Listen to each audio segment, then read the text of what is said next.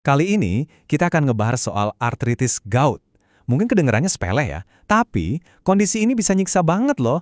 Nah, di sini kita bakal kulik bareng-bareng mulai dari akarnya sampai gimana caranya biar kita bisa pegang kendali. Coba deh bayangin. Atau mungkin Anda pernah ngalamin sendiri, tiba-tiba kebangun tengah malam, jempol kaki rasanya kayak kebakar, bengkak, dan sakitnya minta ampun. Nah, sensasi panas menyengat itulah yang seringkali jadi gerbang awal dari perjalanan yang bakal kita bahas tuntas hari ini. Terus, apa sih sebenarnya artritis gout itu? Gampangnya gini deh.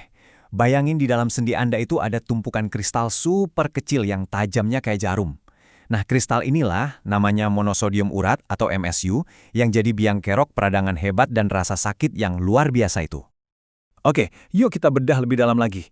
Biar benar-benar paham soal gout, kita mesti mulai dari sumbernya. Yaitu apa sih yang sebenarnya terjadi di aliran darah kita? Nah, semuanya itu berawal dari satu kondisi yang namanya hiperurisemia. Biar gampang bayanginnya, ini tuh mirip kayak pas Anda bikin es teh manis tapi gulanya kebanyakan. Awalnya sih larut ya kan, tapi lama-lama pasti ada yang mengendap di dasar gelas. Persis, hal yang sama terjadi sama asam urat di darah kita. Kalau kadarnya udah ngelewakin angka 6,8 mg per desi, dia udah nggak bisa larut lagi, akhirnya mengendap jadi kristal-kristal tajam tadi. Itulah yang disebut hiperurisemia. Penting banget buat kita tahu ya, kalau gout itu bukan kejadian sekali pukul. Ini tuh sebuah perjalanan yang punya 4 fase atau tahapan yang jelas. Dan kalau kita paham tiap fasenya, itu bakal jadi kunci banget buat ngatasinnya secara efektif. Nah, diagram ini ibarat peta perjalanan kita.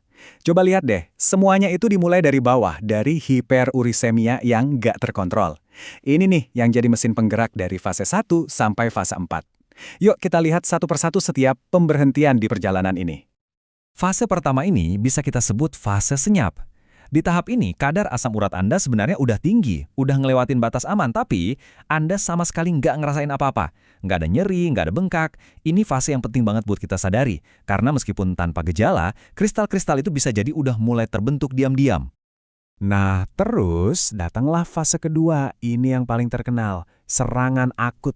Biasanya ada pemicunya, entah itu dehidrasi, minum alkohol, atau makanan tertentu. Tiba-tiba aja sistem imun kita tuh kayak ngelihat kristal-kristal ini dan langsung lancarin serangan balik. Hasilnya, peradangan hebat dan nyeri yang luar biasa, yang paling sering nyerang jempol kaki, pergelangan kaki, atau lutut. Setelah serangannya reda, Anda masuk ke fase yang namanya interkritikal. Di sini nih Anda ngerasa baikan, seolah-olah masalahnya udah beres. Tapi, hati-hati, ini poin yang paling penting. Meskipun sakitnya hilang, kadar asam urat yang tinggi dan kristal-kristalnya itu masih ada di sana loh. Mereka cuma lagi nunggu waktu yang tepat buat nyerang lagi. Kalau hiperurisemia ini dibiarin aja bertahun-tahun tanpa penanganan, perjalanannya bisa sampai ke fase keempat, gout kronis. Nah, ini adalah tahap di mana kerusakan mulai terjadi. Peradangan yang terus-menerus itu bisa merusak sendi secara permanen. Bahkan, bisa muncul benjolan tumpukan kristal di bawah kulit yang disebut tofus. Ini adalah konsekuensi jangka panjang yang sebenarnya bisa banget kita cegah. Oke, kita udah paham nih perjalanannya. Pertanyaan selanjutnya, gimana caranya dokter bisa yakin 100% kalau ini emang beneran gout? Nah, proses diagnosisnya itu mirip kayak kerjaan detektif medis, butuh ketelitian. Jadi dokter itu nggak asal tebak. Mereka ngikutin alur yang logis, kayak yang bisa kita lihat di sini. Mulai dari langkah 1, ngecek kriteria awalnya dulu.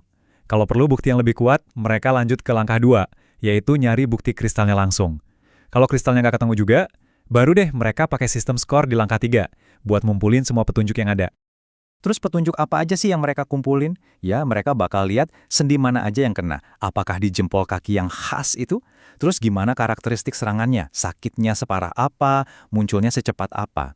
Tentunya mereka juga akan cek hasil tes darah buat lihat kadar asam urat, cari bukti lewat USG, dan mastiin ada atau enggaknya tofus yang kelihatan. Nah, setiap petunjuk yang tadi kita sebutin, itu ada nilainya, ada skornya sendiri-sendiri.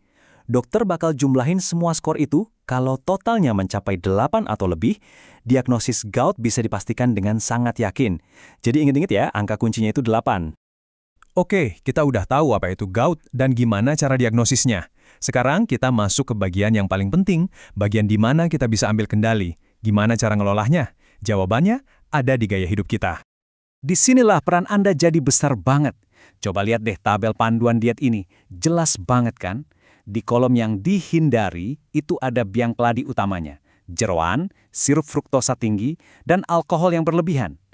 Terus di tengah, yang perlu dikurangi, contohnya daging merah.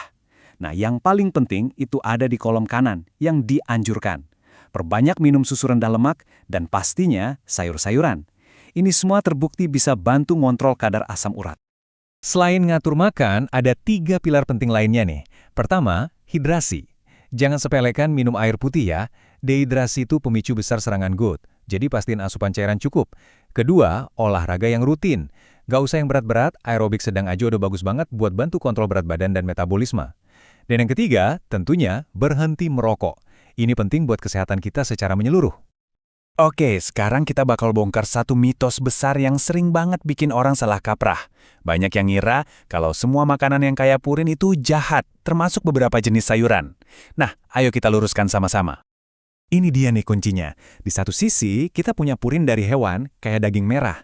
Ini udah terbukti bisa ningkatin risiko serangan. Tapi di sisi lain, kita punya purin dari tumbuhan atau sayuran. Ternyata efeknya nggak sama. Kuncinya ada di sini. Tubuh kita itu mencerna kedua jenis purin ini dengan cara yang beda banget. Dan ini penemuan yang luar biasa. Penelitian secara spesifik nunjukin kalau makan sayuran kaya purin kayak asparagus atau bayam itu ternyata nggak meningkatkan risiko gout.